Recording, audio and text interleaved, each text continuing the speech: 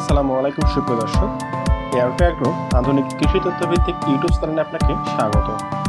আজকে দারুণ একটি ভিডিও নিয়ে আপনাদের মাঝে চলে আসলাম, আশা করি ভালো লাগবে। আজকের এই ভিডিওতে আপনাদের দেখাবো কিভাবে আপনার বেগুন গাছের পরিচর্যা করলে একটি গাছেই প্রচুর বেগুন ধরবে। বেগুন গাছে কি সার দিলে বেগুনের ফুল শুকিয়ে যাবে না বা ঝরে পড়বে না, বেগুন গাছে ফুল আসলে কি পরিচর্যা করা জরুরি তা আপনাদের জানাবো এই ভিডিওর মাধ্যমে। সঠিক পরামর্শের জন্য একটু সময় নিয়ে ভিডিওটি দেখার অনুরোধ রইল। সুপ্রিয় দর্শক, এই চ্যানেলে নিয়মিত কৃষি সমস্যা ও তার সমাধান নিয়ে ভিডিও আপলোড করা হয়। আমাদের ভিডিওগুলি সবার আগে পেতে চ্যানেলটি সাবস্ক্রাইব করে পাশে থাকা বেল আইকনটি বাজিয়ে দিন। সুপ্রিয় দর্শক, আজকে আমি আপনাদের দেখাবো কি কি রাসায়নিক সার বেগুন গাছে দিতে হবে আর কোন কোন সার দেওয়া যাবে।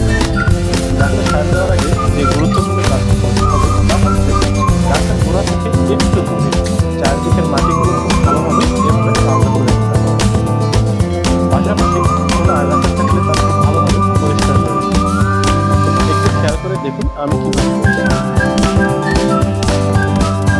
করছি।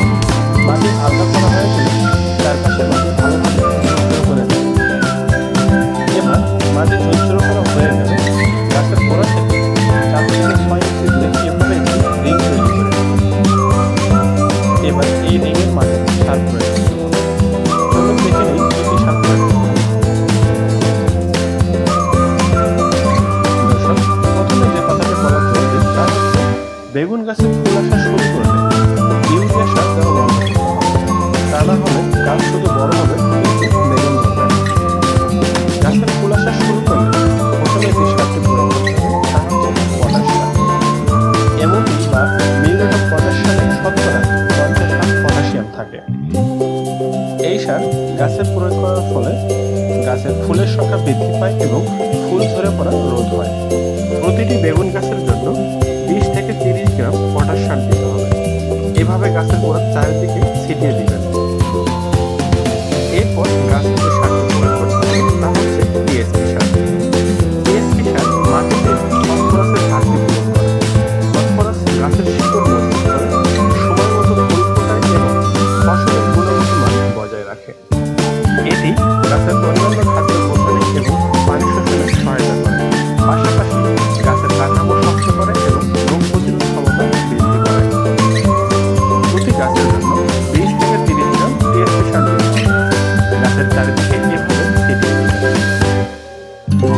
এরপর আরেকটি গুরুত্বপূর্ণ সার গাছে প্রয়োগ করতে হবে। এটি প্রয়োগের ফলে গাছের ফলন অবশ্যই বৃদ্ধি পাবে। এই সারের নাম হচ্ছে ম্যাগনেসিয়াম সল্ট। দেখতে অনেকটা খাবার লবণের মতোই, অনেকে এটিকে ইপসাম সল্ট নামেও চিনে থাকেন। এটি গাছের জন্য অনুখাদ্য হিসেবে কাজ করে। খুব কম পরিমাণে লাগে কিন্তু কার্যকারিতা অনেক বেশি। ম্যাগনেসিয়াম গাছের পাতার সংখ্যা ও ক্লোরোফিল বৃদ্ধিতে সহায়তা করে। এর অভাবে গাছের পাতায় ক্লোরোসিস দেখা যায়, পাতা হলুদ হয়ে যায়। গাছের চারিদিকে ইপসাম লবণ প্রয়োগ করলে গাছের পাতার পরিমাণ বাড়বে এবং অধিক ফলনের নিশ্চয়তা বেড়ে যাবে। আমাদের অনেক কৃষকই এই সম্পর্কে বিস্তারিত জানে না। প্রতিটি গাছের জন্য 1 চামচ পরিমাণ ম্যাগনেসিয়াম সল্টই যথেষ্ট। এভাবে গাছের চারদিকে ছিটিয়ে দিতে হবে।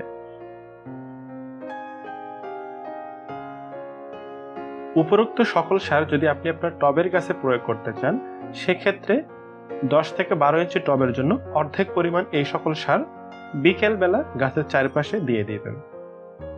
এবার সবগুলো সার গাছের চারপাশে দেওয়া হয়ে গেলে মাটি দিয়ে ঢেকে দিতে হবে।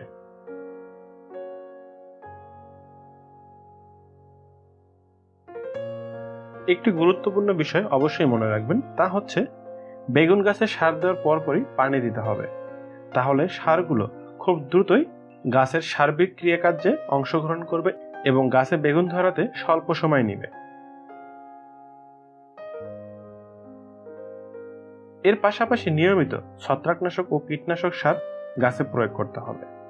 ধন্যবাদ আপনাকে এতক্ষণ ভিডিওটি ধৈর্য সহকারে দেখার জন্য।